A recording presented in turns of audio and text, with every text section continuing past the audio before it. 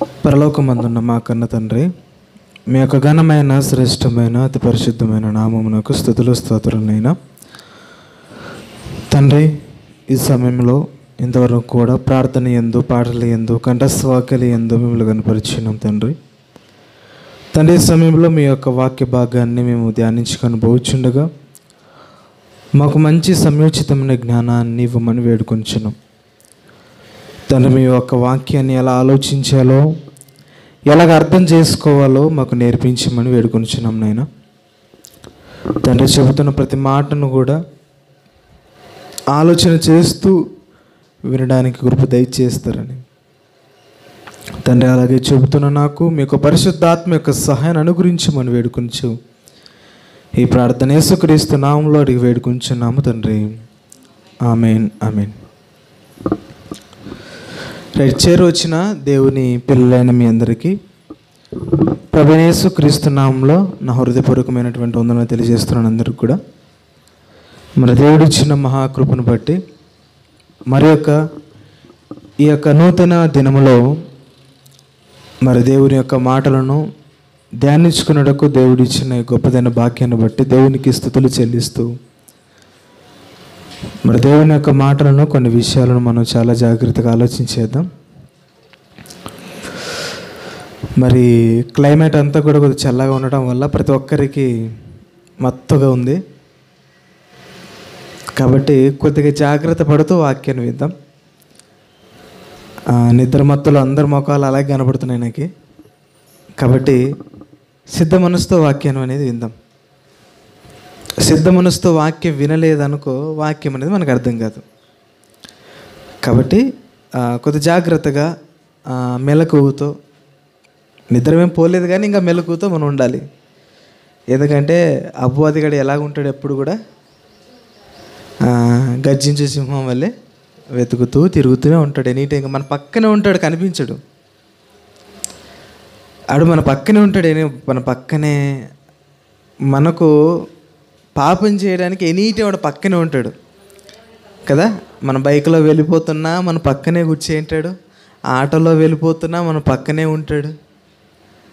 కాబట్టి చాలా జాగ్రత్తగా ఉండాలి. అందుకని వాక్యాన్ని కొన్ని విషయాలు మనం ఆలోచించేయడానికి ప్రయత్నించేద్దాం. మళ్ళీ నిన్నటి వారం రోజున మనం కొన్ని విషయాలు మనం ఆలోచించడం జరిగింది. ఏంటనంటే బాప్తిస్మం గురించి కొన్ని విషయాలు ఆలోచన చేసాం. ఓకే, ఇంతకీ బాప్తిస్మం అంటే ఏంటని మనం తెలుసుకున్నాం. ముంచుట లేదా పాతి పెట్టబడుట. ఓకే, ఈ యొక్క ముంచుట లేదా పాతి పెట్టబడుట అనేది దీని అర్థం. ఎందుకంటే బాప్తిస్మం అని ఇంగ్లీష్లో ఏమంటారు, బాప్టిజం అని అంటారు. గ్రీకు భాషలో బాప్టిజో అంటారు. పలకడాన్ని నేర్చుకోవాలి కదా. గ్రీకు భాషలో బాప్తిస్మంని తెలుగులో అంటే గ్రీకు భాషలో ఏమంటారంటే బాప్టిజో అని అంటారు. ఇంగ్లీష్లోకి వచ్చేసరికి బాప్టిజం అని అంటారు. తెలుగులోకి వచ్చేసరికి బాప్తిస్మము అని అంటారు. రైట్. ఈ యొక్క నిన్నటి వారంలో మనం నేర్చుకున్నవి మనం దాని అర్థాన్ని మాత్రం చూసుకున్నాం. అలాగే బైబిల్ ప్రకారం కూడా ఆ మాటకు అర్థం అదేనా అని కూడా చూసుకున్నాం మనం. అదేనా? మీరు బాగా ఆలోచించాలి. నిన్నటి వారం రోజున మనము బాప్తిస్మం అంటే ఏంటో మనం చూసుకున్నాం, అవునా? బాప్తిస్మము అనగానే ఏంటి అనే విషయాన్ని గురించి మనం చూసుకున్నాం. ఈరోజు ఏం చెప్తానో మీకు చెప్పాను ఇంతకుముందే. బాప్తిస్మము ఎందుకు తీసుకోవాలి అనే దాని మీద మనం ఆలోచన చేస్తున్నాం. ఎందుకంటే ఇవి తెలిసిన విషయాలు అయినప్పటికీ ఇంకా బాగా లోతుల్లోనికి మనం వెళ్దాం. బాప్తిస్మము ఎందుకు తీసుకోవాలని లోకాన్ని మనం అడిగినప్పుడు లోకంలో ప్రతి ఒక్కరు కూడా ఎందుకు తీసుకుంటున్నారు బాగా ఆలోచించాలి. నేను చెబుతున్నప్పుడు వినడానికి మాత్రమే ప్రయత్నం చేయండి. ఎందుకంటే నేను చెబుతున్నప్పుడు మీరు రిటర్న్ మీరు ఇచ్చారంటే నేను చెప్పేది మీకు అర్థం కాదు, డిస్టర్బెన్స్ అవుతుంది.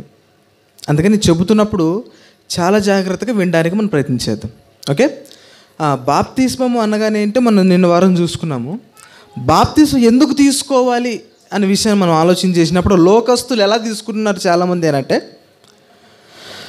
పెళ్ళి దగ్గరకు వస్తుందని చాలామంది తీసుకుంటున్నారు. మీరు ఎంతోమందిని ఇలా చూసింటారు. బాప్తిస్మం ఎందుకు తీసుకుంటున్నారు అంటే పెళ్ళి చేయాలి కదండి, వాళ్ళిద్దరు ప్రేమించుకున్నారు కాబట్టి ప్రేమించుకుంటే సరిపోదు, పెద్దలైన వారు ఏం చెప్తారు అని అంటే వీళ్ళు కంపల్సరీగా బాప్తిసం ఇచ్చిన తర్వాతే పెళ్లి చేయాలి అని చెప్పడం జరుగుతుంది. మరి అప్పుడు వాళ్ళు ఏం చేస్తారు? వాళ్ళిద్దరు ఆలోచించేసి బాప్తిసం అంటే ఏంటి, మునగడం వచ్చేయడమే కదా, అదేనా వాళ్ళు ఆలోచించేది? వాళ్ళు బాప్తిసం అంటే ఏంటి అని అంటే మునగడం రావడం అంతే కదా, కాబట్టి దానికి రెడీ అని వీళ్ళు తీసుకొని వస్తారే కానీ మరి ఎందుకు తీసుకోవాలనే వాళ్ళ ఆలోచన లేదు. మరొకటి ఏంటనంటే ఇంకా ఎందుకు తీసుకుంటున్నారంటే చాలామంది బాప్తిస్మము, కొంతమంది బైబుల్ ట్రైనింగ్ అయిపోద్ది. బైబుల్ ట్రైనింగ్ చేసిన వాళ్ళు కూడా నేను చూశాను కాబట్టి ఈ ప్రస్తావన వస్తుంది. ఏంటంటే బైబుల్ ట్రైనింగ్లో కూడా చాలామంది వారు అక్కడ రేపు గ్రాడ్యుయేషన్ అన్నప్పుడు అంటే వాళ్ళకి అయిపోతుంది, ఇప్పుడు 2 సంవత్సరాలు కానీ 4 సంవత్సరాలు కానీ కోర్స్ అనేది ఉంటుంది. ఆ కోర్స్ అయిపోయిన తర్వాత లాస్ట్లో ఒక సర్టిఫికేట్ మనకి ఇస్తారు. ఇప్పుడు ఏ విధంగా అయితే ఏదైనా జాబ్ చేయాలన్నా నర్సింగ్ చేస్తే మనకి సంబంధించి నర్సింగ్ జాబ్ వస్తుంది, డాక్టర్ చేయాలన్నా MBTH ఇవన్నీ ఉంటాయి, అవి ఒక మనకి ఫామ్ అనేది ఇస్తారు. అలాగే బాప్తిసం తీసుకొనడానికి అంటే ముందుగా బైబిల్ ట్రైనింగ్ చేయాలి, బైబిల్ ట్రైనింగ్ అయిపోయిన తర్వాత బాప్తిసం తీసుకుంటేనే మాకు సర్టిఫికేట్ ఇస్తామని చాలామంది చెప్తున్నారు అక్కడ. ఇంకా కొంతమంది సర్టిఫికేట్ గురించే బాప్తిసం తీసుకుంటున్నారు. మరి బాగా ఆలోచించాలి, ఎందుకు తీసుకుంటున్నారంటే ఆ సర్టిఫికేట్ గురించే తీసుకుంటున్నారు చాలామంది. మరి ఎందుకు లోకాలని అడిగినప్పుడు ప్రతి ఒక్కరు కూడా చెప్పే సమాధానం ఏంటి? పెళ్ళికి తీసుకుంటున్నారు బాప్తిస్మము, ఏదో సర్టిఫికేట్ రావాలని తీసుకుంటున్నారు బాప్తిస్మము. ఇంకా కొంతమంది ఎలా తీసుకుంటున్నారంటే ఎవరో ఫారెన్స్ వచ్చారు, వాళ్ళు పెద్దోళ్ళు అంట, వారు వచ్చారు వాళ్ళతో బాప్తిసం తీసుకుంటే మేలేమో అని వాళ్ళు అలా తీసుకుంటున్నారు. అలాగే చాలామంది ఎవరో వచ్చారని బాప్తిసం తీసుకుంటున్నారు, పెళ్ళి చేసుకుంటున్నారు బాప్తిసం తీసుకుంటారు, ఏదో కావాలని దాని గురించి బాప్తిసం తీసుకుంటున్నారు. మరి ఎందుకు బైబిల్ ప్రకారం మనం ఆలోచించేస్తే ఎందుకు బాప్తిసం తీసుకోవాలి? మీరు ఎందుకు తీసుకున్నారు చెప్పండి. మిమ్మల్ని అడుగుతున్నా ఇప్పుడు క్వశ్చన్, బాప్తిసం మీరు ఎందుకు తీసుకున్నారు? రక్షింపబడ్డానికి తీసుకుంటారు. మరి లోకస్తులైన వారు కొంతమంది ఎందుకు తీసుకుంటున్నారంటే ఏదైనా లాభం ఉందని తీసుకుంటున్నారు. అక్కడ మనకు కూడా లాభం ఉంది. ఏ లాభం? ఆత్మీయ లాభం. దాని గురించి బాప్తిసం తీసుకోవడం మంచిది, కానీ భూ సంబంధమైన వాటి గురించి లాభం వస్తుందని ఏం చేస్తున్నారు? ఇప్పుడు బాప్తిస్మం తీసుకుంటున్నారు. మరి బైబిల్ ప్రకారం మనం ఆలోచించగలిగితే ఎందుకు తీసుకోవాలి మేము బాప్తిస్మం అని మనం ఆలోచించగలిగితే బైబిల్ అనేది మనకు చక్కటి సమాధానాలు దేవుడిచ్చాడు. 3 రకాలుగా మనం ఆలోచించాలి ఈరోజు. బాప్తిస్మం ఎందుకు తీసుకోవాలో 3 భాగాలుగా మీకు చెప్తాను, మీరు చాలా జాగ్రత్తగా ఆలోచించాలి. ఇప్పుడు బైబిల్ మనం అడిగినప్పుడు మరి బైబిల్లో ఒక చక్కని మాట ఉంది, ఒకసారి ఆలోచించడానికి ప్రయత్నం చేద్దాం. అపోస్తలుల కార్యములు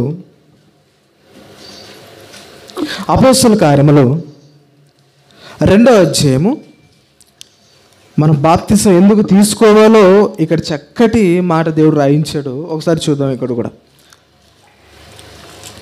మనకొక కారణం, ఇది ఎందుకు తీసుకుంటున్నాం అని మనం అడిగినప్పుడు ఇదే మనకు కారణం. చూద్దాం. అపోస్తలుల కార్యములు 2వ అధ్యాయం 38వ వచనాన్ని ఆలోచించేద్దాం. ఇక్కడ ఏమంటున్నాడు? చాలా జాగ్రత్తగా ఆలోచించాలి. 38వ వచనంలో పేతురు మీరు మారుమనస్సు పొంది పాపక్షమాపణ నిమిత్తము ప్రతివాడు యేసుక్రీస్తు నామమున బాప్తిస్మము పొందుడి. ఎందుకు పొందమంటున్నాడు ఇక్కడ? ఇక్కడ చెప్తున్నాడు ఏమని? పాప క్షమాపణ నిమిత్తము బాప్తిసం తీసుకోమని బైబిల్ చెబుతుంటే చాలామంది ఎలా తీసుకుంటున్నారు? ఏదో పెళ్ళి గురించో ఫంక్షన్ గురించో లేకపోతే రకరకాలుగా తీసుకుంటున్నారు బాప్తిసం. కానీ అది వాక్యానుసారంగా చెల్లుతుందానంటే చెల్లదు. ఎందుకంటే బాప్తిసం ఎందుకు తీసుకోవాలో బైబిల్ చెప్తుంది ఇక్కడ? మన పాపాలను తీసివేసుకోవడానికి, పాప క్షమాపణ నిమిత్తం బాప్తిస్మము తీసుకుంటున్నాము. అలాగే ఇంకొక చూస్తే ఇది అపోస్తలుల కార్యములు 22వ అధ్యాయంలో ఇదే మాట మనకు కనపడుతుంది. అపోస్తలుల కార్యములు 22వ అధ్యాయము 16వ వచనాన్ని ఆలోచించేద్దాం. గనుక నీవు తడువు చేయుటకు ఎందుకు. ఇక్కడ ఈ సందర్భాన్ని మీరు బాగా ఆలోచించాలి. ఇక్కడ ఎవరితో మాట్లాడుతున్నారో మీరు బాగా అబ్జర్వేషన్ చేయాలి. గనుక నీవు తడువు చేయుట ఎందుకు. అక్కడ చెప్పేవారు ఒకరున్నారు, వినేవారు ఒకరున్నారు. అవునా? గనుక నీవు అని అంటున్నాడు అని అంటే ఒక భక్తుడు ఎవరితో మాట్లాడుతున్నారు అక్కడ, ఎవరు మాట్లాడుతున్నారు అక్కడ ఆలోచించారు. ఈ సందర్భం మీకు ఆటోమేటిక్గా తెలిసిన విషయమే. ఎవరు అని అంటే ఎవరు మాట్లాడుతున్నారు అక్కడ అంటే అననీయ గారు మాట్లాడుతున్నారు. ఎవరితో మాట్లాడుతున్నారు? పౌలు గారితో మాట్లాడుతున్నారు. ఎందుకు మాట్లాడుతున్నారు అని అంటే పైన సందర్భం ఒకసారి ఆలోచించేయాలి మనం. రైట్, పైన వచనంలో మనం ఆలోచించగలిగితే 10వ వచనం నుంచి ఆలోచించేద్దాం. మనకు ఒక నీటి క్లారిఫికేషన్ అర్థమవుతుంది. అప్పుడు నేను ప్రభువా నేనేమి చేయవలెనని అడుగగా ప్రభువు నీవు లేచి దమస్కులోనికి వెళ్ళుము. అప్పుడు అక్కడ నీవు చేయుటకు నియమింపబడినవన్నీ నీకు చెప్పబడునని నాతో అనెను. ఇక్కడ ఎవరితో అన్నారు మరలా?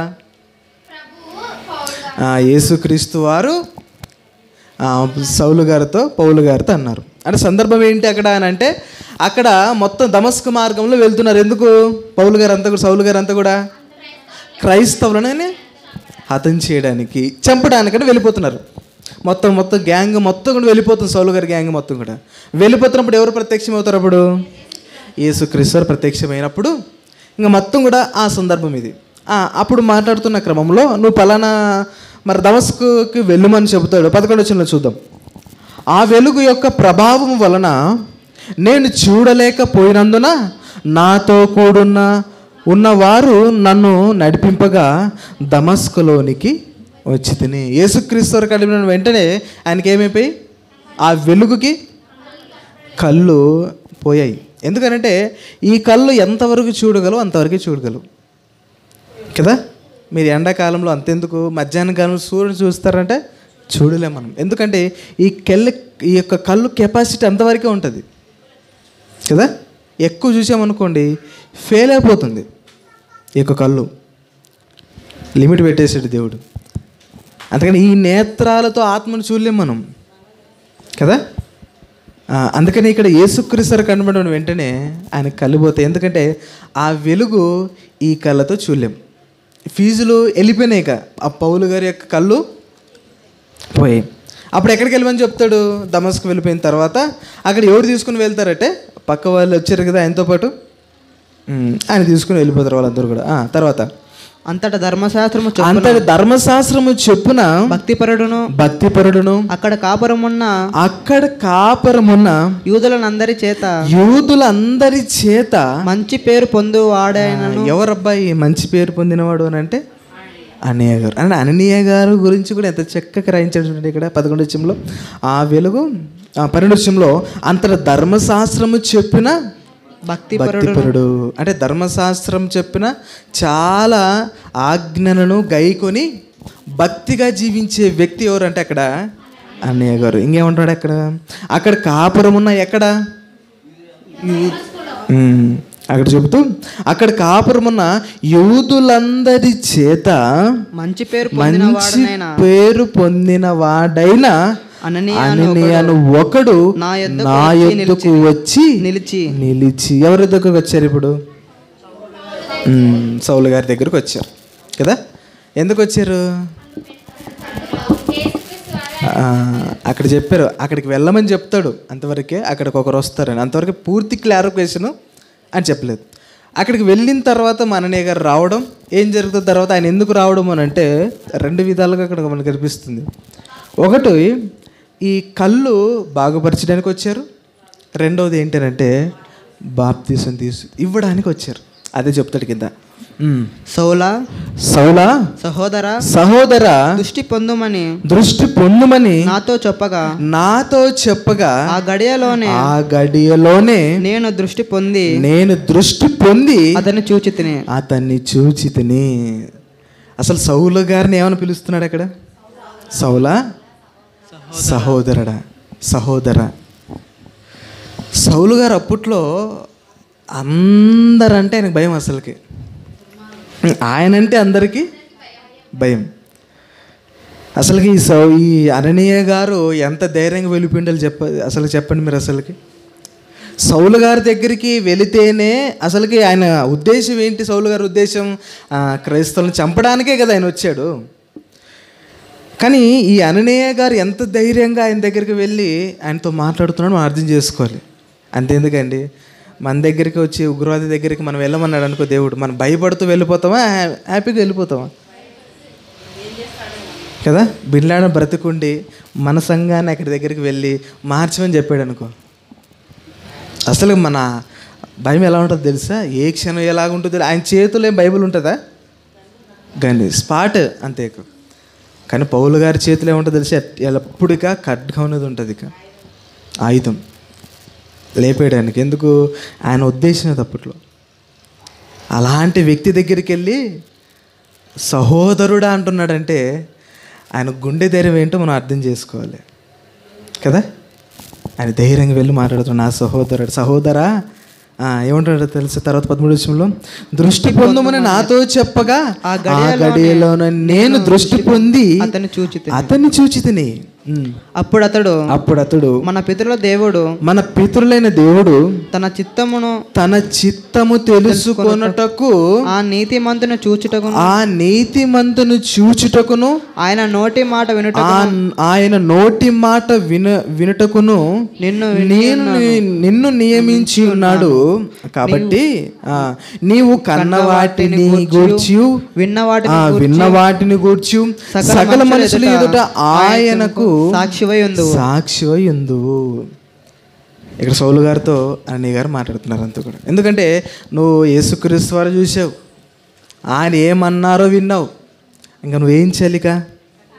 ఇంకా మొత్తం కూడా ఆయన గురించి నువ్వు ప్రకటించాలి అని అన్నయ్య గారు సాక్షిగా ఉండాలని చెప్తారండి. ఇంకా తర్వాత ఏం జరుగుతుంది?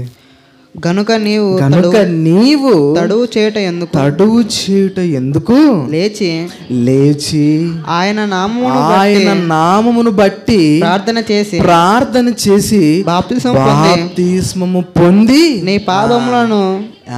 పౌలు గారు ఎందుకు బాప్తిసం తీసుకుంటున్నారు అక్కడ ఆలోచించాలి బాగా. ఎందుకు తీసుకోవాలి? మన సబ్జెక్ట్ ఏంటంటే బాప్తిసం ఎందుకు తీసుకోవాలి? ఆనాడు పౌలు గారు ఎందుకు తీసుకుంటున్నారు? ఆడ సమయం వచ్చింది కదా, అన్నయ్య గారు భక్తుడు కదా, ధర్మశాస్త్రంలో పండితుడు కదా అని తీసుకున్నాడా? లేకపోతే నా పాపాలు కడిగి వేసుకోవాలి అని తీసుకున్నాడా? ఆయన పాపాలు కడిగి వేసుకోవాలని తీసుకున్నాడే కానీ అననీయ గారు గొప్ప భక్తుడు, ధర్మశాస్త్రంలో పండితు గలవాడు, గొప్ప వ్యక్తి అని తీసుకోలేదు. అక్కడ మనం కూడా ఆలోచన ఎలాగ ఉంటాయంటే, ఎవరైనా సేవకుడు వచ్చిన వెంటనే ఆయనతో తీసుకోవాలి నేను బాప్తిస్మం, పలానా వ్యక్తితో నేను తీసుకోవాలి బాప్తిసం, అతను వస్తేనే నేను తీసుకుంటాను బాప్తిసం. నెక్స్ట్ మినిట్ చచ్చిపోతే ఏంటి పరిస్థితి కదా. ఆయన ఏది అలా ఆలోచించలేదు. ఆయన ఉద్దేశం ఏంటంటే నా పాపాలను కడిగి వేసుకోవడానికి ఈ బాప్తిసం అనేది అవసరం కదా. అన్న సమస్య ఏంటనంటే, భూమి మీద ఉన్న వారందరి సమస్య ఏంటి చెప్పండి? పాపమే సమస్య, అవునా? మనం ఏమనుకుంటామంటే మన సమస్య ఏంటంటే కుటుంబ సమస్య అని అనుకుంటుంటాం, డబ్బే ఒక సమస్య అనుకుంటుంటాం కదా. ఇవన్నిటికన్నా పెద్ద సమస్య ఏంటనంటే పాపమే. అవసరమైనది వదిలిపెట్టి సమస్య కాని దాన్ని పట్టుకున్నారు మనిషి, అవునా? సమస్య ఏంటి?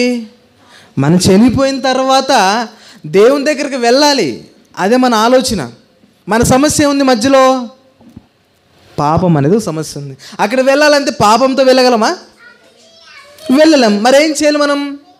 ఈ పాపాన్ని ఒకవేళ రోగంతో చనిపోయినా వెళ్ళిపోతామేమో కానీ పాపంతో చనిపోయామా మనము దేవుని దగ్గరికి పరదేశికి వెళ్ళలేము. కానీ లోకలందరూ ఒక ఆలోచన ఎలా ఉందనంటే సమస్య అనేది సమస్యగా భావించట్లేదు.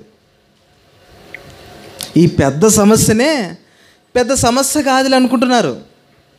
సమస్య కాని దాన్ని సమస్యగా చూస్తున్నారు లోకం కదా. ఇప్పుడు బాప్తిసము కాలం ఎలాంటిదో మనకు తెలుసు కదా, మనకి రేపు ఏమి సంభవించునో కదా. అందుకని ఇక్కడ అన్నయ్య గారు ఏమంటారు, తడువు చేద్దిక తెలుసుకున్నావు కదా, వెంటనే తీసుకో. లేట్ చేసామో మన కాలం ఎటువంటిది కదా, గడ్డి పువ్వు లాంటిది. మన జీవితం ఏపటి ఇంతలో కనపడి, మరి ఇంకా లేట్ చేసామనుకో ఆకు రాలిపోయినట్టుగా మనము కూడా రాలిపోతాం. అందుకు తడువు చేయుట తడువు ఎందుకు చేస్తున్నావు? ఇంక తెలీదా వాక్యము? తెలుసు కూడా నువ్వు ఎందుకు ఇంకా బాప్తిసం తీసుకోలేకపోతున్నావు? చాలామంది ఎందుకు తీసుకోవటం తెలుసు. కొంతమంది నాకు కళ్ళారు చూసిన వ్యక్తులే, వాళ్ళు లేరు కదా సరిగ్గా. వాళ్ళు బాప్తిసం తీసుకుని ఎలా ఉన్నారు చెప్పండి, వాళ్ళ పాపలు. అందుకే నేను ఎందుకు తీసుకోలేక, వాళ్ళే పడిపోయినప్పుడు నేను పడిపోనా? ఇది ఎవరు ఆలోచన తెలుసా? అపవాది యొక్క ఆలోచన ప్రేరేపిస్తుంటాడు అపవాది గారు. వాళ్ళు చూడు, వాళ్ళు ఆల్రెడీ తీసుకున్నారు, సేవకులైన వారే పడిపోయినప్పుడు నువ్వు పడిపోవా? నువ్వు తీసుకోకుండా పర్లేదు, ఏం కాదులే అని చెబుతూ ఉంటాడు మన మనస్సును. క్వశ్చన్ ఎత్తాడు అంతే, తీసుకోవద్దని కూడా చెప్పడం మనకి. వాడు క్వశ్చన్ పెడితే అయిపోయాక మన ఆలోచనకు అల్లా కల్లోలం అయిపోతాం మనం. ఏంటి ఇక అవ్వ దగ్గరకు వచ్చి ఏమడిగింది చెప్పండి, నిజమా? అయిపోయింది, మొత్తం స్పాయిల్ అయిపోయింది అక్కడ. మన దగ్గరకు వచ్చి అంటాడు, వాళ్ళు ఒకసారి చూడు, వాళ్ళు తీసుకున్న కరెక్ట్ ఉన్నారా? లేరు కదా, రైట్ అయిపోతే నేను కూడా ఏం చేయాలి ఇప్పుడు? తీసుకోకుండా ఎప్పుడు తీసుకోవాలి? చచ్చిపోయేటప్పుడు తీసుకుంటే చాలు. ఎందుకు? ఆ చచ్చిపోకుండా ముందుగానే ఎన్నో పాపాలు చేయొచ్చు నేను ఎప్పుడు కదా. లోకమంతా ఆలోచన ఇలాగే ఉంది. అసలుకి ఎప్పుడు తీసుకోవాలి రావాలి తెలుసు, దేవునిలోనికి నీ యొక్క ఆలోచన ఎప్పుడు వస్తుంది చెప్పండి. మన ఆలోచన అంటే ఒక వయసు అనేది ఉంటుంది కదా, ఒక 15, 16 ఈ లోపలనే మనం అన్నీ ఆలోచన చేస్తాం. తప్పేంటో రైట్ ఏంటో ఆలోచించగలం మనం కదా. ఆ సిచ్యువేషన్లో నుంచి అన్నీ తెలుసుకొని మనం బాప్తిసం తీసుకోవాలి. యవ్వన కాలం అంది ఏం చేయాలి చెప్పండి? కాడి మోయాలి. కానీ ఇప్పుడు ఏం చేస్తున్నారు? యవ్వన కాలంలో కాదు, ముసలి వాళ్ళు అయిన తర్వాత కూడా ఆలోచన చేస్తున్నారు తీసుకోవడానికి కదా. అందుకని మన కాలం ఉన్నప్పుడే, టైం ఉన్నప్పుడే తీసుకున్నాం. వాక్యం తెలుసుకొని తీసుకోవాలి మరలా కదా. అందుకని ఇక్కడ తడువు చేయటం ఎందుకు, నువ్వు వెంటనే బాప్తిసం తీసుకో అని అంటున్నారు అననీయ గారు పౌలు గారితో. పేతురు గారు ఏమన్నారు అక్కడ? ఎందుకు తీసుకోమంటున్నాడు అక్కడ కూడా పేతురు గారు అపోస్తలుల కార్యాలు 2వ అధ్యాయంలో? మన పాప క్షమాపణ నిమిత్తం మీరు బాప్తిసం తీసుకోండి. బైబిల్ ఇలా చెబుతుంది, ఇలా బోధిస్తుందే కానీ మీ అవసరాలకు తీసుకోవాల్సింది అంతేనా. లోకమందు కూడా మన అవసరాల గురించే అండి, మనుషుల యొక్క అవసరాల గురించే బాప్తిసం తీసుకున్నారు. కాబట్టి ఇది ఒక మొదటి పాయింట్. మీకు చెప్పాను కదా, బాప్తిసం ఎందుకు తీసుకోవాలి బైబిల్ చెబుతుందనంటే, మొదటి కారణం మన పాపాలను తీసివేసుకోవడానికి బాప్తిసం తీసుకోవాలి. మళ్ళీ రెండో కారణం ఏంటో ఒకసారి మరలా బైబిల్లో చూద్దాం. మార్కు సువార్త బాగా ఆలోచించాలి. మార్కు సువార్త 16వ అధ్యాయము 15వ వచనాన్ని ఆలోచించేద్దాం. 16వ అధ్యాయము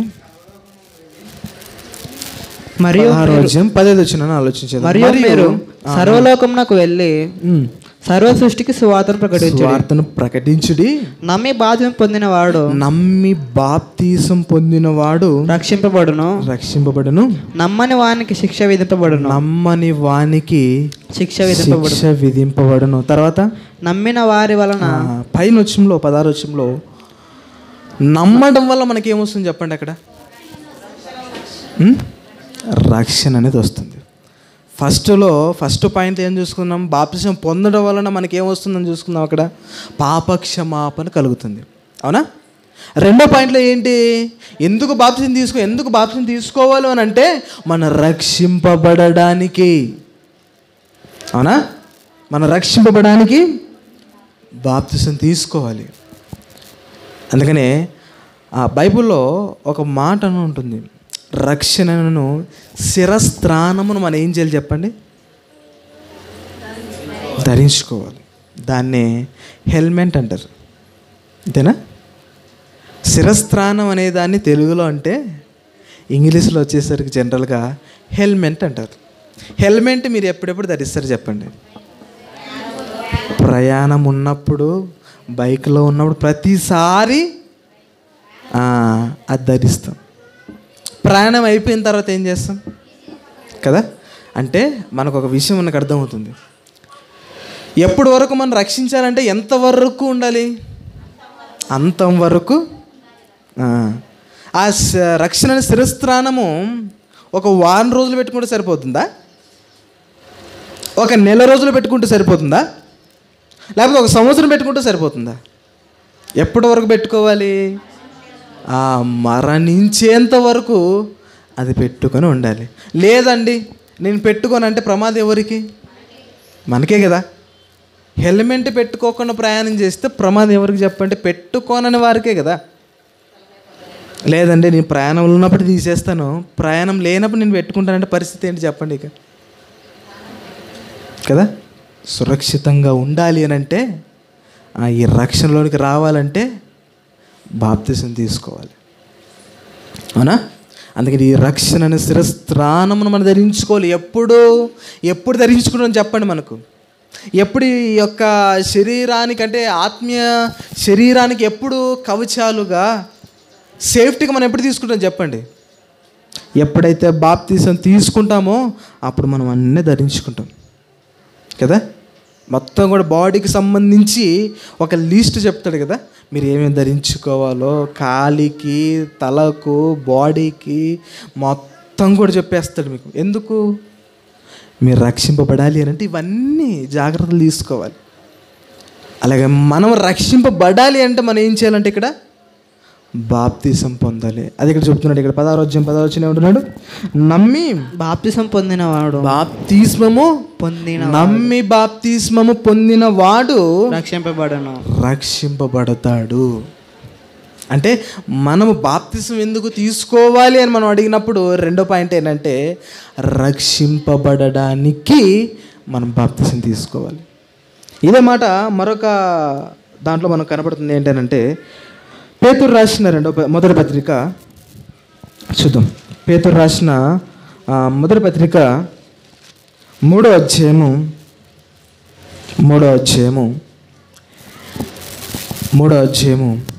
21వ వచనాన్ని ఆలోచించేద్దాం. చాలా జాగ్రత్త ఆలోచించాలి.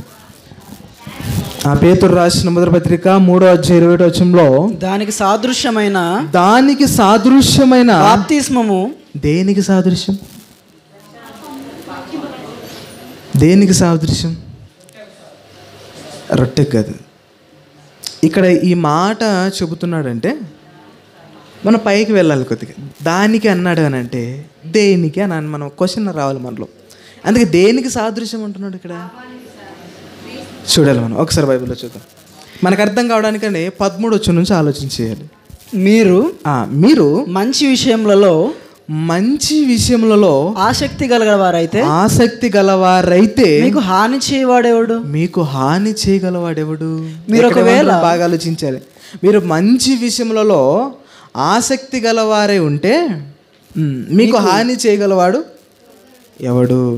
ఈ మాట మనం ఆలోచన చేస్తున్నప్పుడు ఈ మాట మరొక దాన్ని కూడా వర్తిస్తుంది. ఏంటంటే విశ్వాసంలో వెలుగుతున్నప్పుడు ఎన్నో కష్టాలు మనకు ఎదురవుతున్నప్పుడు మన ఆలోచన ఎలా ఉంటాయంటే ఎవరున్నారు మనకి? ఇంకా ఎవరు లేరు కదా.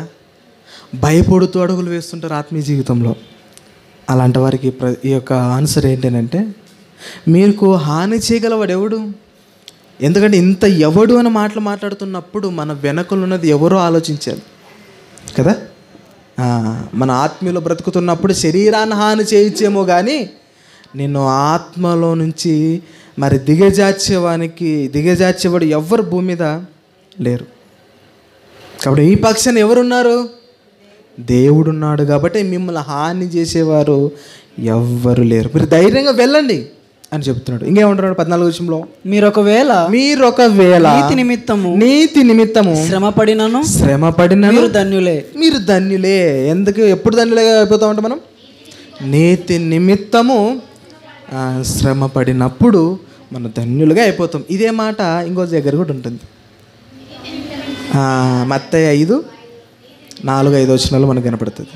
నీతి నిమిత్తం హింసింపబడేవారు ధన్యులు. తర్వాత ఇంకేమంటాడు కింద చూద్దాం. వారి బెదిరింపునకు భయపడుకుడి, కలవరపడకుడి. సేమ్ ఇవి చెబుతున్నప్పుడు ఆల్రెడీ ఈ మాటలు ఎప్పుడు రాయించారు చెప్పండి? ఈ మాటలు దాదాపుగా 1900 సంవత్సరాల ముందుగానే ఈ మాట రాయించాడండి. మీరు భయపడకండి కదా. ఇక్కడ ప్రస్తుతానికి మనం ఆలోచన చేసిన ఎవరు చెప్తున్నారు ఇక్కడ? ఏ పత్రిక ఇది? పేతురు గారు రాస్తూ మీరు భయపడకండి అని చెబుతున్నాడు కదా. శ్రమ పడుతున్నప్పుడు మనం ఏం చేయకూడదట? భయపడకూడదు. ఇప్పుడు ఎంతోమందికి ఇప్పుడు పరిస్థితుల్లో ఎన్నో శ్రమల క్రైస్తవులైన వారికి వస్తున్నాయి. మనం చూస్తున్నాం. సంఘం ప్రార్థన జరుగుతున్నప్పుడు ఒక ఆవిడ వచ్చి ఏం చేసింది? అసలు వాళ్ళ ధైర్యం ఏంటో నాకు అర్థం కావట్లేదు. అసలుకి వాళ్ళు ఎంత ధైర్యం, అసలుకి క్రిస్టియన్ మీద ఇలా వస్తున్నారు కానీ అది ముస్లిమ్స్ వాళ్ళ మీదకి వెళ్ళండి, హైందవుల మీదకి మనం వెళ్దామంటే వాళ్ళ మాటలు వాళ్ళ పరిస్థితి ఎలా ఉంటుంది చూడండి అసలు కదా. క్రైస్తవుల మీద ఎందుకు వస్తున్నారంటే వాళ్ళు ఎలాగ అనుకున్నారంటే చేతగాని తనంలా అనుకుంటున్నారు, అంతేంలా కదా. మన బైబిల్ నేర్పించేది అదే. మీరు జయించాలంటే భూమి మీద ఇలాగే బ్రతకండి. ఎందుకంటే మీరు ఎవరైతే భూమి మీద కొడుతున్నప్పుడు మీరు తగ్గించుకొని ఉంటారో చనిపోయిన తర్వాత వాడు హెచ్చింపబడతాడు. కాబట్టి మీరు శ్రమలలో సంతోషపడాలి, మీరు భయపడకండి అని చెబుతున్నాడు ఇక్కడ. ఇంకేమంటాడు కొంచెం చూద్దాం. నిర్మలమైన మనస్సాక్షి కలిగిన వారు. నిర్మలమైనదంటే నిర్మలమైన అంటే పరిశుద్ధమైనది అని అర్థం కదా. ఏ కల్లా కపటం నిర్మలమైన మనస్సు అంటే అతనిది. అంటే అతనిలో ఎలాంటి ఒకరిని మోసం చేయాలని కానీ ఒకరిని హింసించాలని కానీ అలాంటి ఆలోచన లేని వారి మనసు ఎలాంటిది అంటే నిర్మలమైన మనస్సు. కాబట్టి ఆ మనస్సు కూడా మనము ధరించుకోవాలని చెప్తున్నాడు. అదే చెబుతూ నిర్మలమైన మనస్సాక్షి కలిగిన వారై మీలో ఉన్న నిరీక్షణ గూర్చి హేతు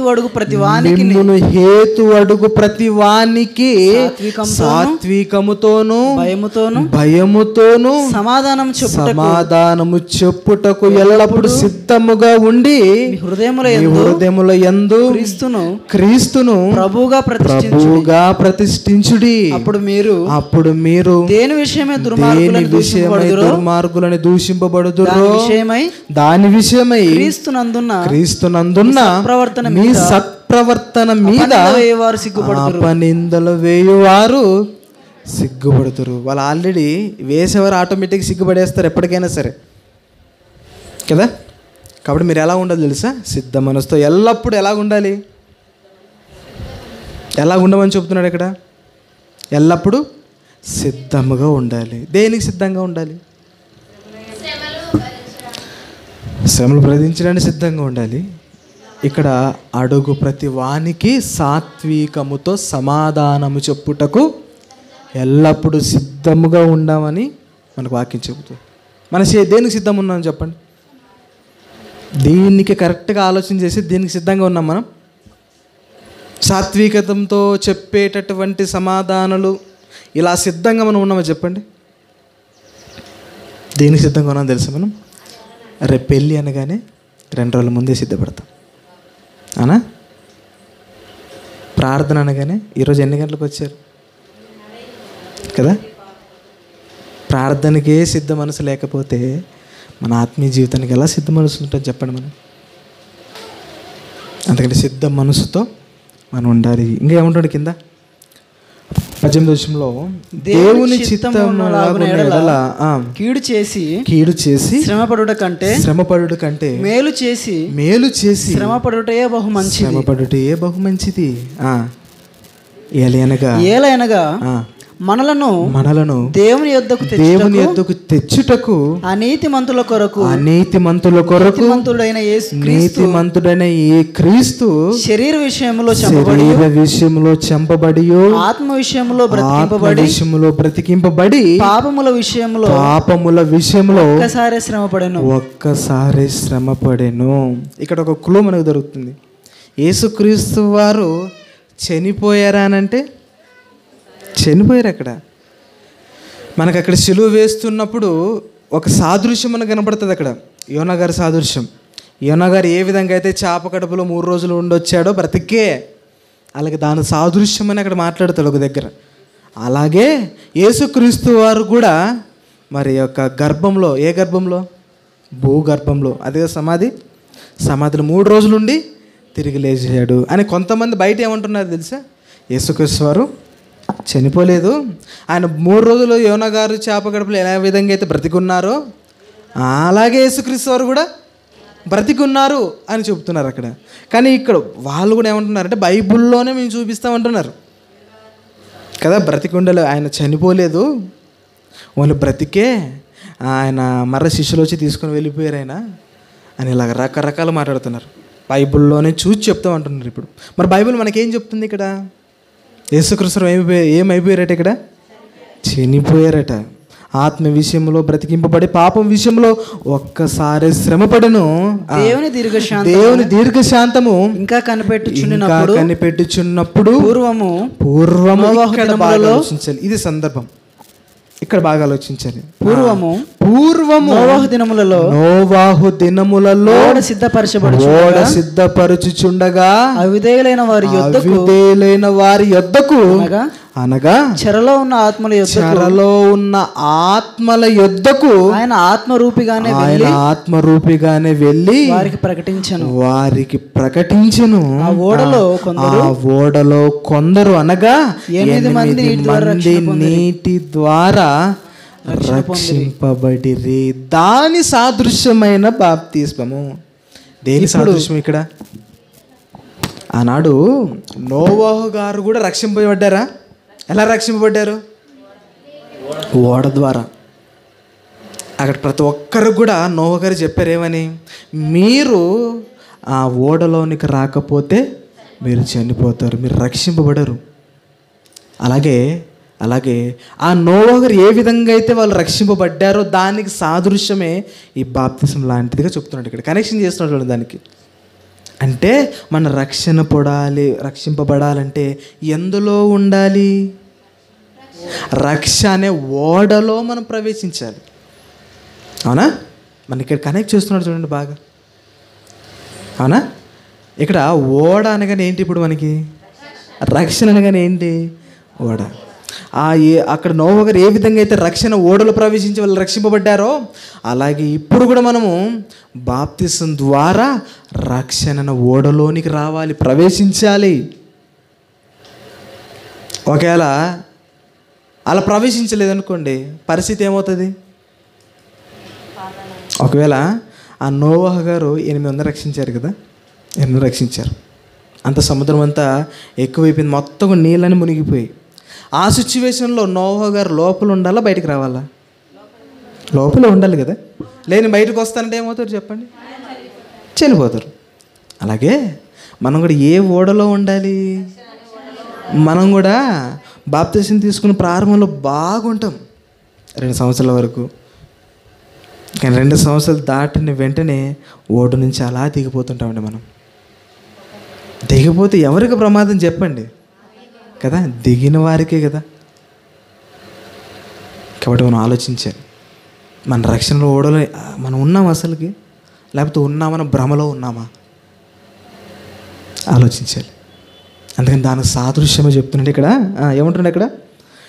దానికి సాదృశ్యమైన బాప్తిస్మము ఇప్పుడు మీరు రక్షించుచున్నది అదేదనగా శరీర మాలిన్యము తీసివేయుట కాదు గాని యేసుక్రీస్తు పునరుత్థాన మూలముగా దేవుని విషయము నిర్మలమైన మనస్సాక్షినిచ్చు ప్రత్యుత్తరమే.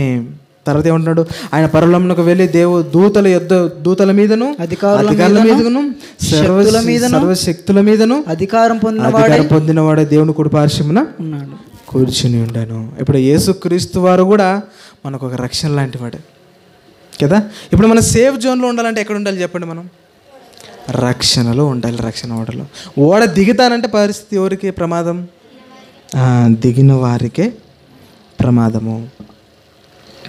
కాబట్టి మనం బాప్తిసం ఎందుకు తీసుకోవాలి అని అంటే, రెండో పాయింట్, మనం రక్షింపబడాలి. రక్షణ ఓడలో ఉండడానికి బాప్తిసం తీసుకోవాలి మనం, అంతేగాని లోక విషయాలకి కాదు.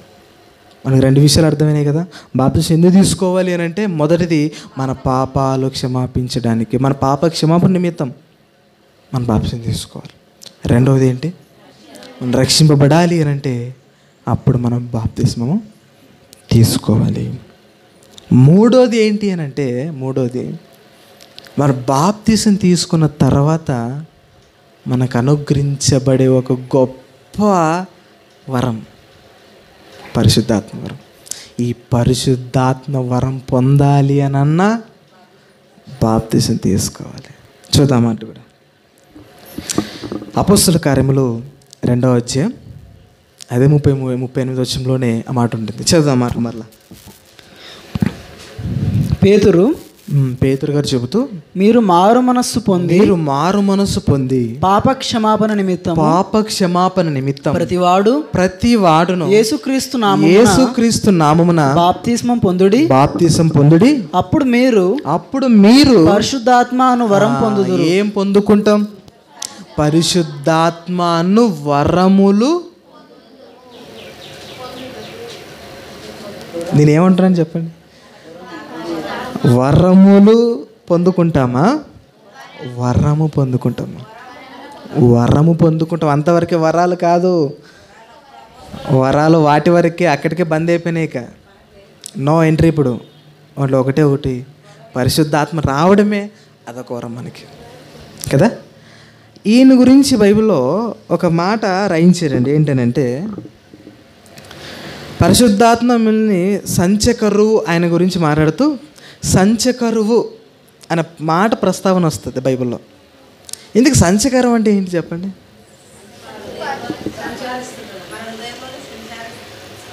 సంచకరువు పరిశుద్ధాత్మ దేవుని గురించే ఆ మాట రాయిస్తారు. సంచకరువుగా ఉంటాడు అని, మీ వద్దకు వస్తాడు అని.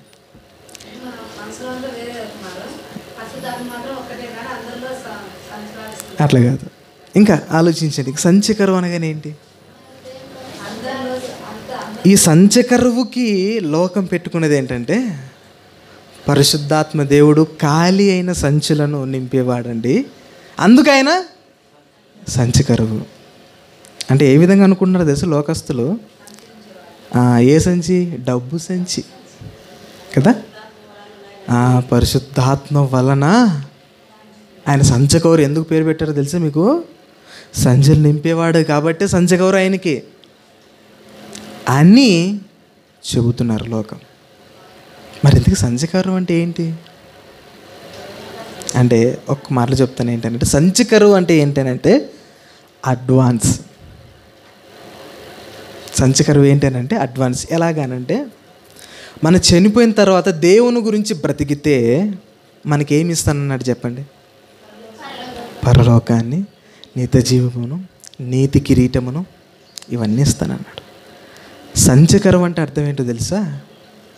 ఆ వీక్ అంటే ముందుగా అడ్వాన్స్ ఇస్తున్నాడు. ఏంటి? పరిశుద్ధాత్మ దేవుని. మనం ఇల్లు ఓపెనింగ్ ఏదైనా సరే ఇంటి రెంట్కి వెళ్ళేటప్పుడు అడ్వాన్స్ కొద్దిగా ఇవ్వండి అని అంటాం. అర్థమవుతుందా? అలాగే ఏదైనా సరే కొంతమందికి డబ్బు లక్షలకి ఇచ్చేటప్పుడు వాళ్ళు నమ్మాలి అని అంటే కొద్దిగా ఏం చేస్తారు చెప్పండి? అడ్వాన్స్కి కొంత ఉంచుకోండి, తర్వాత మొత్తం మనం ఏదైనా సరే ఒక స్థలం అమ్మేటప్పుడు కూడా ఏం చేస్తాం, అమ్మిన వెంటనే మనకు కొంత అడ్వాన్స్ అనేది ఇస్తారు. అలాగే మన పరలోకానికి చేరాలి అని మనం నమ్మాలి అని అంటే మనకు దేవుడు ఒక అడ్వాన్స్ ఇస్తున్నాడు. అదేంటంటే పరిశుద్ధాత్మ దేవుణ్ణి. అంటే ముందుగా పరిశుద్ధాత్మ నువ్వు నమ్మాలి కాబట్టే పరిశుద్ధాత్మ నీకు వరంగా ఇస్తున్నాడు. పరిశుద్ధాత్మ వరం ఇచ్చిన తర్వాత నువ్వు చనిపోతావే, మొత్తం కూడా ఇచ్చేస్తాడు మనకి. అంటే ముందుగా ఇచ్చేదాన్నే అడ్వాన్స్ అంటాం. అలాగే పరలోకాన్ని ఇవన్నీ ఇచ్చే కంటే ముందుగా పరిశుద్ధాత్మ దేవుడు మనకి ఇచ్చిన దానినే సంచకరం అంటారండి. అర్థమైంది సంచకరం అంటే ఏంటో? అంటే పరలోకాన్ని డైరెక్ట్ ఇవ్వకోకుండా, అంటే ఇప్పుడు భూమి మీద మనకి వస్తుంది చెప్పండి పరలోకాన్ని. ఇప్పుడు భూమి మీద ఉన్నప్పుడు మనం పరలోకం వస్తుందా? చనిపోయిన తర్వాత కదా. మరి చనిపోయిన తర్వాత గ్యారెంటీ ఏంటి నాకు ఇస్తాడని అడుగుతారు కొంతమంది. అవునా? గ్యారెంటీ ఏంటో తెలుసా? ఇప్పుడు నీ దగ్గరకు వచ్చే పరిశుద్ధాత్మ దేవుడు అదే గ్యారెంటీ. ఆ గ్యారెంటీ బలంగా నమ్మించాలంటే ఆయనే మన దగ్గరికి రావడం, ఆ పనిని ఆ పరిస్థితిని సంచకరువు అంటే అడ్వాన్స్గా పరిశుద్ధాత్మ దేవుడు మన దగ్గరికి వచ్చాడు. అర్థమవుతుంది ఈ మాటలు? అడ్వాన్స్గా ఇచ్చాడు దేవుడు మనకి పరిశుద్ధాత్మ దేవుడిని. నువ్వు పని పూర్తి చేయి, నీ పరలోకాన్ని ఇస్తా. అంతే కదా? పని పూర్తి చేస్తే నీ పరలోకాన్ని ఇస్తా. అంతవరకు నీ దగ్గర ఎవరు ఉంటారు? అది సంచకరం అంతే తప్ప సంచులు నింపేవాడు కాదు, సంచులను మూటలను పెంచేవాడు కాదు సంచకరం అనగానే. అవునా? దాని మూడో పాయింట్ ఏంటి? మనం ఎందుకు బాప్తిసం తీసుకోవాలంటున్నాడు ఇక్కడ? పరిశుద్ధాత్మను వరమును పొందుటకు మాత్రమే మనము బాప్తిసం తీసుకోవాలి. అర్థమైంది? సంచకరం ఏంటో అర్థమైందా మీకు? ఇంకేం అర్థం కాలేదా?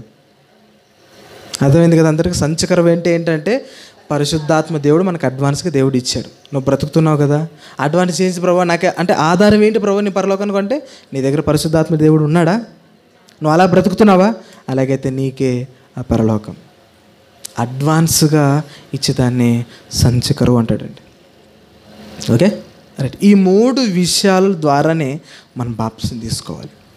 ఈ 3 విషయాల ద్వారా కాకుండా ఏ బాప్తిసం తీసుకున్నా సరే చెల్లదు. బాప్తిసం తీసుకోకుండా పరిశుద్ధాత్మ అనేదికి వస్తుందా? రాదు. మరి కొంతమంది బైబిల్లో ఆధారాలతో చూపిస్తారండి. తెలుసా? బాప్తిసము తీసుకోకుండా పరదేశికి వెళ్ళిన వ్యక్తి ఆయన కదా. ఎవరు? దొంగ. తెలిసింది. మరి బాప్తిసం తీసుకొనకుండా పరిశుద్ధాత్మను పొందిన వాళ్ళు ఎవరైనా ఉన్నారా బైబిల్లో?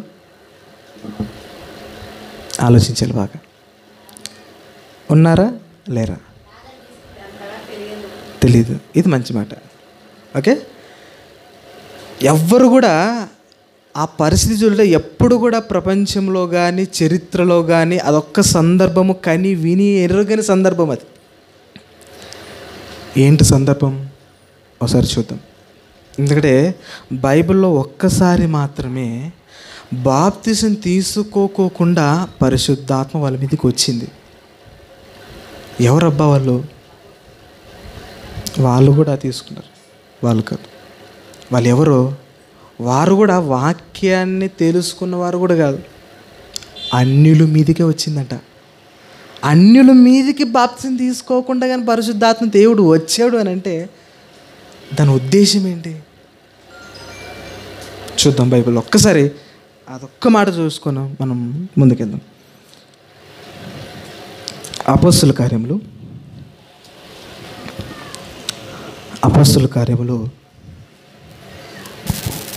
ఈ మాట కంటే ముందుకు ఒక మాట చెప్తాను. ఏంటంటే బైబిల్లో అంటే మొత్తం కూడా యాజకులు పరిశీలు వాళ్ళ ఆలోచన ఏంటి అంటే దేవుడు పరలోకాన్ని ఎవరికి ఇస్తారంటే మాకు మాత్రమే ఇస్తాడు కదా. యాజకుల ఆలోచన ఏంటి? ఎప్పుడు ఎలా ఉండదంటే జ్ఞానము పరలోకం ఇవన్నీ మాకు కాకపోతే దేవుడు ఎవరు ఇస్తాడు? అన్యులుగా వాళ్ళకి ఈడు కదా. అదే మెంటాలిటీతోనే ఉండేవారండి వాళ్ళు. అందుకని యేసుక్రీస్తు వచ్చిన తర్వాత తెర చినిగిపోద్ది. అందరూ సమానమే అనడానికి ప్రూఫ్ చూద్దాం. 10వ అధ్యాయం అపొస్తలుల కార్యములు 10వ అధ్యాయము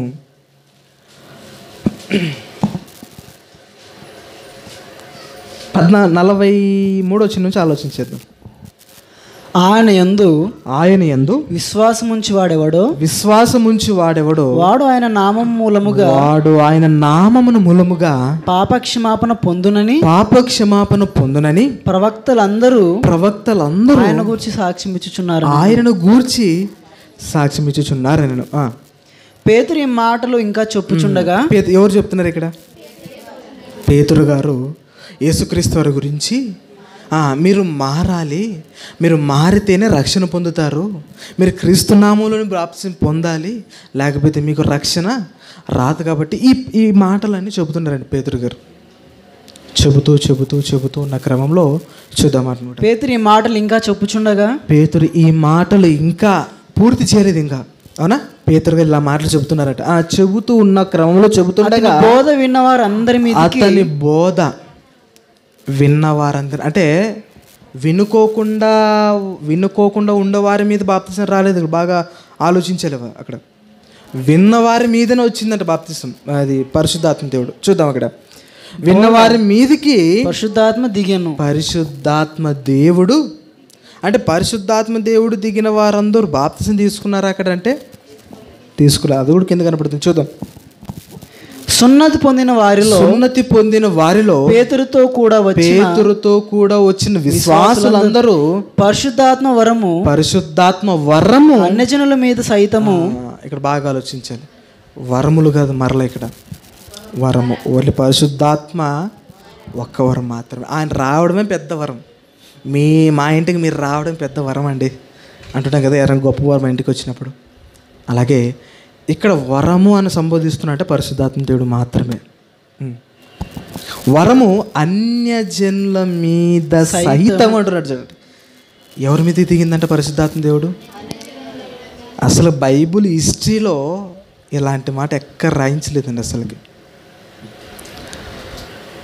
పరిశుద్ధాత్మ దేవుడు కొత్త నిబంధనలో బాప్తిజం తీసుకోకుండా వీరి మీదకి వచ్చారంటే దాని ఉద్దేశం ఏంటి అని అంటే, వాళ్ళందరూ కూడా ఆలోచన ఏంటంటే ఎప్పుడు కూడా మాకే యూదులమైన మాకే పరలోకం, అన్నజనుల వారికి లేదు. ఇలాంటి ఆలోచనతో ఉన్నారు కొంతమంది. అందుకని తెరచిరిగి అందరినీ సమానులుగా చేస్తున్నాడు యేసుక్రీస్తు వారు. ఇంకేమంటాడు చూద్దాం. ఇంకా కింద పేతురు వచ్చి ఏలయనగా వారు భాషలతో మాట్లాడుతూ దేవుని గణపరచుచుండగా, వారు భాషలతో మాట్లాడుచు దేవుని గణపరచుచుండగా వినిరి. అందుకు పేతురు చేత మనవలే పరిశుద్ధాత్మను పొందిన వీరు బాప్తిసం పొందకుండా ఎవడైనను నీళ్లకు ఆటంకము చేయగలడా అని చెప్పాను. అంటే బాప్తిసం తీసుకొనక ముందు ఎవరు వచ్చారు? ఇప్పుడు వారి మీదకి బాప్తిసం అంటే పరిశుద్ధాత్మ దేవుడు వచ్చాడు. వచ్చిన తర్వాత ఏం చేయాలంటున్నాడు ఇక్కడ? ఇప్పుడు వచ్చిన తర్వాత బాప్తిసం తీసుకోకుండా ఎవరైనా ఆపగలరా చెప్పండి? ఇప్పుడు ఆపలేరు. అంటే పరిశుద్ధాత్మ దేవుడు బాప్తిసం తీసుకున్న ప్రతి వారి మీదకి వస్తాడు. అక్కడున్న సందర్భం ఏంటో మీకు ఇంతవరకు చెప్పాను. ఏంటి? అక్కడున్న వారందరూ మాకు మాత్రమే వస్తాడు, అన్ని జనులకు రాడు. ఎందుకు? వాళ్ళు పాపం చేశారు వాళ్ళని వెలువేస్తున్నారు అందరూ కూడా కదా. అన్ని జనుల వారి మీదకి కూడా వచ్చారంటే వారికి కూడా పరిశుద్ధాత్మ దేవుడు వస్తాడని అక్కడ నిరూపించారండి కదా. కానీ లోకస్తుల వాక్యాన్ని పెద్దగా తెలియని వారి మీద ఎలాగ ఆలోచన చేస్తారంటే, మీరు బాప్తిసం తీసుకున్నా పర్లేదు, పరిశుద్ధాత్మ మీలోకి వస్తారు. దీన్ని బట్టి ఆధారం చేసుకుని చెప్తారు. వాళ్ళకి మంచి ఆధారం, ఇది మంచి ఆధారం వాళ్ళకు ఉంటుంది. కానీ వాళ్ళు ఆలోచించే పద్ధతి అది కాదు. అసలు ఎందుకు ఇక్కడ దేవుడు చేశాడు ఇంత గొప్ప అసలుకి వండర్ ఇది? భూమి మీద వండర్ అంటే ఇదే మనకి తెలిసిన వాటిలో. బాప్తిసం తీసుకోకుండా ఆయన మీదకి రావడం ఏంటి అసలుకి? అన్ని జనుల మీదకి కదా. అందుకని అందరిని సమానం చేస్తున్నాను అని చెప్పడానికే ఒక క్రియ, అవునా? ఇది ఒక్క పరిస్థితి తప్ప బైబిల్లో ఎక్కడో కూడా పరిశుద్ధాత్మ బాప్తిసం తీసుకోకుండా వచ్చిన వారి సందర్భం ఎక్కడ లేదండి. ఇది ఒక్క సందర్భం తప్ప. కదా. ఎందుకంటే అక్కడ పేతురు గారు మాట్లాడుతున్నారంటే, ఫస్ట్ పేతురు గారు మాట్లాడినప్పుడు ఎంతమంది బాప్తిసం? 3,000 మంది. ప్రారంభంలోనే అంతమంది వచ్చి వాక్యం వింటున్నప్పుడు మరి ఇప్పటికి ఇంకా బలపడిందా సంఘం? బలపడుతున్నప్పుడు ఎంతమంది రావాలి చెప్పండి ఇక, కదా. అంతమందిలో అందరికీ దేవుడు సమానుడు అని చెప్పడానికి ఇదొక క్రియ, కదా. ఇదొక క్రియ. అంతేగాని ఇప్పటికి ఇది వర్తిస్తుందంటే వర్తించదు. కాబట్టి బాప్తిసం కంపల్సరీగా టికెట్ కొని ప్రయాణం చేయాలి. టికెట్ లేని ప్రయాణం బస్సులో రాసింటారు, ఏమంటారు, టికెట్ లేని ప్రయాణాలు ఒకవేళ ఉంటే వారికి ఏం విధించబడుతుంది? జరిమానా 500 విధించబడుతుంది. తర్వాత ఇప్పుడు ఒక 3 నెలలో 4 నెలలో జైలు శిక్ష. అందుకని నమ్మి బాప్తిసం పొందిన వాడు నమ్మిన వానికి ఫైన్ వేస్తాడు అంతే, కదా. అందుకు మనం బాప్తిసం తీసుకోవాలి. ఈ సందర్భం వేరు. ఇక్కడ ఎందుకు చూపించాడు అంటే మనం బలపరచడానికి. ఇదొక్క సందర్భం తప్ప బైబిల్లో ఎలాంటి సందర్భాలు మనకు బాప్తిసం తీసుకొని బాప్తిసం వచ్చాడే కానీ, అది పరిశుద్ధాత్మ దేవుడు వచ్చాడే కానీ బాప్తిసం తీసుకోకుండా పరిశుద్ధాత్మ రావడం అనేది ఎప్పటికీ జరగదు. ఇది ఎందుకు జరిగిందంటే అందరిని సమానం చేయడానికి, అంతేగాని వేరే ఉద్దేశం అయితే కాదు. కాబట్టి ఇప్పుడు మనకు ఒక పిక్చర్ అర్థమైంది. ఏంటి బాప్తిసం ఎందుకు తీసుకోవాలంటే 3 కారణాలు మనం ఇప్పుడు చూసుకున్నాం. ఏం కారణాలు? మొదటిది ఏంటి? పాప క్షమాపణ నిమిత్తం బాప్తిసం తీసుకోవాలి. రెండోది ఏంటి? రక్షణను ఓడలోనికి రావాలి, మనం రక్షింపబడాలి, మంచి సేఫ్ జోన్లో మనం ఉండాలి అని అంటే బాప్తిసం తీసుకోవాలి. మూడోది పరిశుద్ధాత్మ వరమును మనం పొందాలి అని అన్న బాప్తిసం తీసుకోవాలి. ఈ 3 కారణాలు మనకు బైబిల్లో కనబడతాయండి. ఇవి కాకోకుండా వేరే విధంగా బాప్తిసం తీసుకున్నామో చెల్లని 500 రూపాయల నోటు పాతది కదా. కాబట్టి చెల్లవు కాబట్టి తీసుకొచ్చిన ప్రయోజనం లేదు. కాబట్టి చెల్లేవి తీసుకుని రండి అంగడికి. వాళ్ళు అంటారు కదా, అది ఒకవేళ మీరు పాత 500 రూపాయలు ఇచ్చినా వాళ్ళు తీసుకుంటారు రేటు. ఎందుకు? చెల్లవండి. ఆఖరి మనుషుల దగ్గరకు వద్దండి. మీరు పాత ఏడిని దగ్గరికి వెళ్ళి పాత 500 2,000 రూపాయల నోట్లు పెట్టండి. మీరు అప్పుడే వార్నింగ్ ఇచ్చేస్తుంది, బయట పడేస్తుంది అంతే. 2,000 రూపాయలు పాత 500 రూపాయల నోట్లు చెల్లవు అని ఇంగ్లీష్లో మనకు మొత్తం కూడా చెప్పేస్తారు.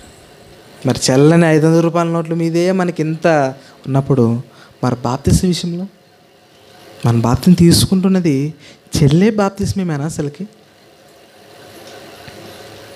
ఆలోచించాలి. ఇంకెందుకు తీసుకుంటున్నారంటే అదే ఎందుకు చెప్పాను కదా, ఆ సర్టిఫికేట్ గురించి తీసుకున్నారు చాలామంది. నాకు కల్లారా చూశాను. అక్కడ ఉన్నప్పుడు ట్రైనింగ్లో ఉన్నప్పుడు చాలామంది ఒక టాక్ అక్కడ ఏంటారంటే బాప్తిసం తీసుకుంటేనే సర్టిఫికేట్ ఇస్తారని ఎవరో ఒక మాట అన్నారు. అయిపోయి మొత్తం స్ప్రెడ్ అయిపోయింది చాలామంది. మొత్తం కూడా వాక్యం సరిగ్గా తెలుసుకోకుండానే తీసేసుకున్నారు. కాబట్టి మనకు ఒక పిక్చర్ అర్థం ఎందుకు తీసుకోవాలి అని అంటే ఇక్కడ మనకు చెబుతూ 3 కారణాలు చెప్తున్నాడు బైబిల్లో. పాప క్షమాపణ తీసుకోవాలి, తర్వాత రక్షణను ఓడలోనికి రావాలంటే బాప్తిసం తీసుకోవాలి, అలాగే పరిశుద్ధాత్మ వరం. ఈ 3 విషయాల ద్వారానే బైబిల్ మనకు తెలియజేస్తుంది. ఈ 3 విషయాలు తప్ప వేరే విషయం ద్వారా నువ్వు తీసుకున్నావా అలాగైతే బాప్తిస్మం చెల్లదు. కాబట్టి ఒక్కసారి మనం ఆలోచించేద్దాం, మనం ఎందుకు తీసుకున్నామో బాప్తిస్మం. ఇవి అందరు తీసుకుంటున్నారని తీసుకుంటున్నామా? ఆలోచించాలి కానీ నెగ్లెక్ట్ చేయకండి. లేట్ చేశామో ప్రమాదం మనకే. అందుకని పౌలు గారికి అనుకోవచ్చు కదా, విన్నాం కదా ఇప్పుడే, ఒక 1 నెల రోజుల తర్వాత తీసుకుందాం అన్నయ్య గారు చెప్పిండాలి కదండి. ఎందుకు తను చేయటం, ఎందుకు వెంటనే తీసుకోమంటున్నాడు ఇక్కడ? నీ పని ప్రారంభించాలి అని అంటే. కాబట్టి నువ్వు బాప్తిసం తీసుకొనక ముందు చేసిన కార్యాలను వర్తించవు, చెల్లవవి. చెల్లాలి అని అంటే తీసుకోవాలి. కాబట్టి తీసుకున్న తర్వాతే నువ్వు కార్యక్రమాలు ఎన్ని చేసినా ఆయనలోనికి వస్తుంది. కాబట్టి ఎందుకు తీసుకోవాలో కొన్ని విషయాలు మనం నేర్చుకున్నాం కదా. బాప్తిసం ఎందుకు తీసుకోవాలని నేర్చుకున్నాం ఈరోజు మనం. పాపక్షమణ నిమిత్తం, రక్షణ నిమిత్తం, అలాగే పరిశుద్ధాత్మ, ఈ 3 విషయాలు మాత్రం బాప్తిసం తీసుకోవాలి. కాబట్టి తెలుసుకున్నాం మనము. మరి ఇతరులు కూడా మనం చెప్పడానికి ప్రయత్నించాలి. ఎందుకంటే చాలామంది లోకస్తులు ఇవేవి వినకుండా తీసుకుంటున్నారండి బాప్తిస్మం. కాబట్టి తీసుకున్న మనం కూడా ఆలోచించాలి. కాబట్టి బాప్తిసం గురించి 2 టాపిక్లు అయిపోయినాయి ఈరోజు. మొన్నటి 2 రోజున వారం బాప్తిసం అనగానేంటి అయిపోయింది. బాప్తిసం ఎందుకు తీసుకోవాలి అనే విషయం చూసుకున్నాం. తర్వాత దానిని ఎలా తీసుకోవాలో కూడా బైబిల్ను బట్టే ఆధారాలతో మనం చూసుకోవాలి. కాబట్టి రేపటి వారంలో ఆ మాట మనం ఆలోచించేది. రేపు కళ్ళు మూసుకొని ప్రార్థన చేసుకుందాం. విన్న వాక్యాన్ని బట్టి మన హృదయంలో ఫలించాలని ప్రార్థన చేసుకుందాం. పరలోకమందున్న మా కన్న తండ్రి, మీకు అఘనమైన శ్రేష్టమైన అతి పరిశుద్ధమైన నామం నాకు స్తుతులు స్తోత్రాలైనా తండ్రి. ఈ సమయంలో కొన్ని విషయాలు తండ్రి మాకు మీరు వివరించిన విధానాన్ని బట్టి మీకే స్తుతులు స్తోత్రాలైనా. చాలా ఎన్నో గొప్ప మాటలు మాకు చెప్పారు తండ్రి. మేము ఎందుకు బాప్తిసం తీసుకుంటున్నామో మాకు తెలియపరిచినందుకు మీకే స్తుతులనైనా. లోకస్తులు ఎంతోమందినైనా వారు తెలియకోకుండానే వారి యొక్క పనుల గురించో వారి పరిస్థితుల గురించో బాప్తిసం తీసుకుంటున్నారు. కానీ మీరు మాకు నేర్పించిన యొక్క వాక్యంలో తండ్రి మా పాపాల గురించి తండ్రి వీటన్నిటి గురించి మేము బాప్తిసం తీసుకోవాలి అని చక్కటి మాటలు మాకు చెప్పినందుకు మీకే స్తుతులు స్తోత్రాలు చెల్లిస్తున్నాం తండ్రి. విన్నాం మేము మా హృదయమైన పలక మీద రాసుకుని ఎల్లప్పుడూ తండ్రి నైనా దాన్ని నెమరు వేసుకుంటుండడానికి కృప దయచేయండి. అలా తెరుచుకున్నాం మేము తండ్రి. ఇతరులు కూడా తండ్రి చెప్పి వాళ్ళు మార్చడానికి కృప దయచేస్తారని వేడుకొనిచు ఈ ప్రార్థన యేసుక్రీస్తు నామములో అడిగి వేడుకొనిచున్నాము తండ్రి.